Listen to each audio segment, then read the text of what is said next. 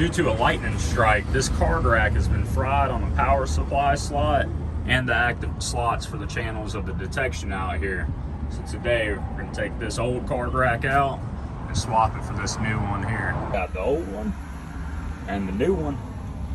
Just got a horse's tail of stuff to wire in here.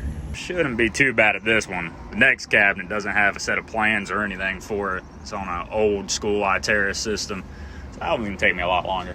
Out with the old one, in with the new one. This one's currently working. Old school Vantage system can change to a card rack system. The old Vantage Plus system is out. Now we got the card rack in. Time to reprogram the cameras and get them working again. The zones are drawn in. New card rack working.